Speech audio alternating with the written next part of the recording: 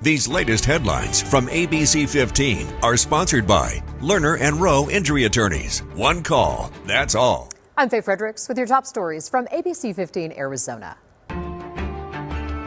New details from the ABC15 investigators into that deadly hit and run near 7th Avenue and Carefree Highway south of New River.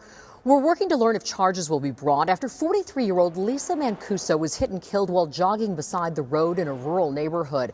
Multiple sources tell ABC15 the pickup involved belongs to a Phoenix police officer. Those sources say the officer's son is believed to be the driver who didn't remain on scene. Maricopa County Sheriff says that officer did make a report and has been fully cooperative. No arrests have been made so far. I can tell you that, especially with a hit and run type accident, it's even more complex than a regular traffic collision where everything's on scene. We have multiple locations. And with vehicles nowadays, cell phones, there's electronic and digital evidence that we have to process. We are working with the county attorney's office. I will say that we will probably have an arrest sometime in the near future. The sheriff offering his condolences to the victim's family. He also says the witness reports and videos have been helpful.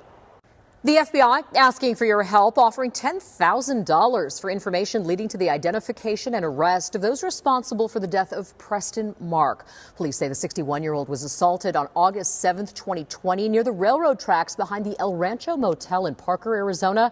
Mark was rushed to the hospital but later died. Last night's primary in Michigan marking the first swing state election of the 2024 race and offering some insight into the split in both parties for this year's likely matchup. Both President Biden and former President Trump winning their respective primaries, but seeing splintering in support from their bases. Last remaining Trump primary opponent Nikki Haley getting almost 27% of the vote in a state Trump won in 2016. As for President Biden, the uncommitted vote securing more than 13% of the Democratic results. At 6, how the results in another swing state could impact what we see in Arizona. A community walk planned in Chandler tonight in memory of Preston Lord. This week marks 4 months since the 16-year-old was assaulted and died following a Halloween party in Queen Creek. His death ruled a homicide, but still no arrests in this case. The Queen Creek Police Department has submitted recommended charges against 7 people, but those are still under review by the Maricopa County Attorney's Office. There's never a perfect game, but if you look all in all, I don't want to find excuses, or I don't want to blame the player for an effort like tonight. That's for sure. Tough streak continues. It's been 37 days now since the Arizona Coyotes have won a game. Desert Dogs on the road in Montreal last night, trying to snap their long losing streak. Montreal scored once in the first period, then added another goal in the second and 2 more in the third to beat the Coyotes 4-2, handing them their 13th straight loss. Yotes will try to turn things around tomorrow against the Toronto Maple Leafs. Our coverage starts at 4:30 over on Arizona 61. Tomorrow is the last day to donate to the Second Chance Sports Gear Drive, benefiting the Boys and Girls Clubs of the Valley. Your donation of sports equipment like footballs, basketballs, soccer balls, and more can help young athletes in our community access the sports gear they need to play the sports they love.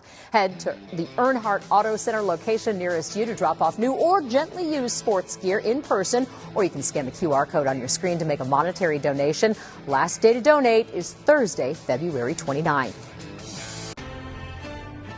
Starting Friday, you can walk the same streets as Tom Selleck, Clint Eastwood, and Paul Newman. Benson's Spring Sunset Tours are back at the Mescal movie set.